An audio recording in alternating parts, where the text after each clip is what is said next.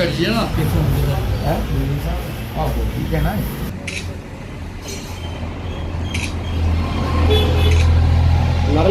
बोस अमर रहे सुभाष चंद्र बोस अमर रहे सुभाष चंद्र बोस अमर रहे भारत माता की जय भारत माता की जय।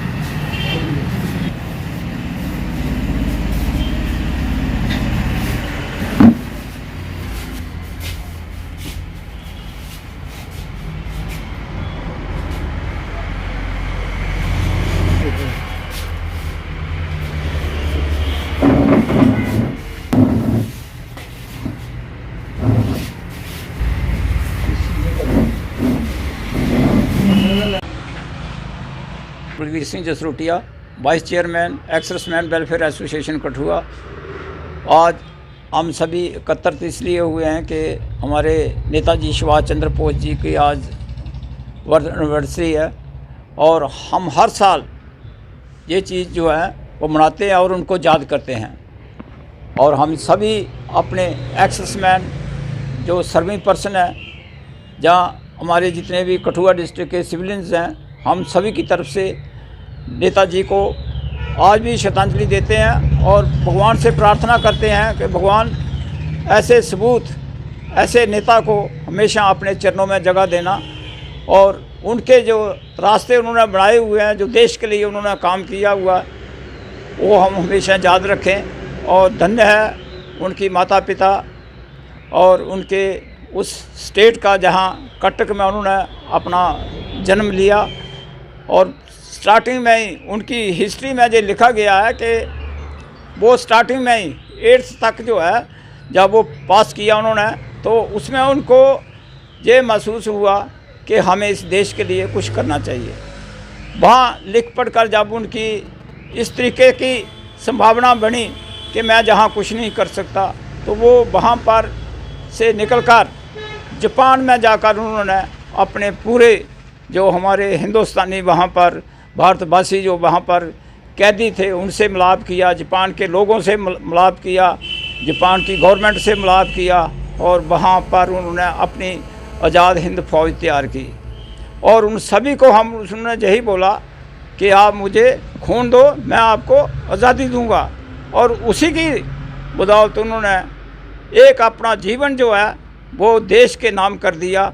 और यही चीज़ें जो हैं वो एक 23 जनवरी को 97 में ये उन्होंने ये चीज़ जो है दुनिया को दिखला दी कि मैं कितना पॉलिसीबाज हूँ, कितना कर सकता हूँ। और ख़ास करके उन्होंने अंग्रेज़ों को मजबूर कर दिया कि ये देश आपको छोड़ना पड़ेगा और हम अपना देश जो है वो आज़ाद चाहते हैं। और उसी समय अंग्रेज़ों ने ये प्रण ले लिया कि जहाँ पर इस किस्म के शूरवीर हैं, इस किस्म की फ़ौज है, ये हमें छोड़ेंगे नहीं, इसलिए जहाँ से चलना ही अच्छा है।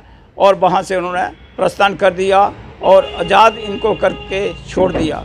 इसके बाद सुभाष चंद्र जी के पोस्ट के यही चीज़ है कि वो समुद्र में जा रहे थे, जहाँ बाजू में जा रहे थे, ये लोगों को कोई पता नहीं चला, लेकिन आखिरकार उनका यही हुआ कि उनकी मृत्यु हो गई है।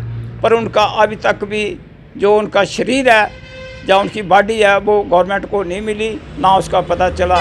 तो हम ऐसे शूरवीर को हमेशा याद रखेंगे और उनकी इस एनिवर्सरी के ऊपर हमेशा हम भगवान को और उनके माता पिता को धन्य करते हैं और भगवान से प्रार्थना करते हैं भगवान ऐसे नेता को, ऐसे शूरवीर को हमेशा अपने चरणों में जगह दे और उनकी आत्मा को शांति दे। जय हिंद, जय भारत। सभी को जय हिंद, जय श्री राम। देखिए, उनकी जयंती वो हम हर साल एक्सर्समैन बड़ी उससे मनाते हैं, श्रद्धा भाव से मनाते हैं। 23 जनवरी 1897 एक ऐसे सपूत ने इस तरह के ऊपर जन्म लिया जिनका नाम था सुभाष चंद्र बोस। उनका बचपन से एक ही ध्येय था, एक ही सोच थी, एक ही भाव था, एक ही निष्ठा थी, एक ही मैं देश के प्रति लिए अपने आप को कुर्बान करता है, मातृभूमि के लिए अपने आप को समर्पित करता है, तो उससे बड़ा क्या है देश के लिए। धन्य है वो माता पिता उनके जिन्होंने ऐसे सपूत को जन्म लिया। जिनकी एक ही सोच थी कि मैं उन लोगों से, उन गोरों से, तो उसी जैसे कहते हैं कि व्यक्ति का जो निष्ठावान व्यक्ति होता है, जिसका भाव होता है कि मैं कुछ करके जाऊं, उन्हें उसी निष्ठा के साथ काम किया, लड़ते रहे। कहाँ पर मुट्ठी भर सेना आई और कहाँ पर अंग्रेज़ों के साथ एक इतनी बड़ी शक्ति के साथ उनका टकराव हुआ, जैसे महाराणा प्रताप का हुआ था। ये महाराणा प्रताप की 25,000 सेना थी और दूसरे ग्रुप की अकबर की 4 लाख थी। तो व्यक्ति का जो मनोबल होता है, व्यक्ति का जो भाव होता है, जो देश के प्रति, माँ भारती के प्रति व्यक्ति का जो भाव होता है कि मैं देश के लिए कुछ कर जाऊँ, तो मैं यही आप लोगों के माध्यम से सभी को यही मैसेज देना चाहता हूँ कि एक दिन हम कोई भी नहीं रहेगा, सब चले जाएंगे। इस तरह के ऊपर वही रहेगा जिसने माँ भारती के लिए कुछ कहा है। आज अगर समस्त भारत पूरे लोग उनकी इस जयंती को मनाते हैं तो उसका कारण सभी को मालूम है, मुझे कहने की कोई आवश्यकता नहीं है। तो बच्चों को, नौजवानों को मेरा यही मैसेज है कि अपने देश के प्रति अपनी भावनाओं को जागृत करें, अपनी भावना को रखें और इससे बड़ा कोई भी व्यक्ति के लिए धर्म नहीं होता। जो देश का प्रेमी है, जो देश के लिए कुछ करके जाता है, वो कभी भी नहीं मिटता है। जब तक सूर्य चाँद रहेगा, शहीदों का नाम रहेगा, मतलब जब तक ये सूर्य चाँद है, जब तक ये युग चलेगा, तब तक इस युग में नहीं, अगले युग में जो भी हमारे अवतार हुए हैं, त्रेता में, द्वापर में, सतयुग में, उन्हीं के तभी नाम है कि उन्होंने कुछ किया है।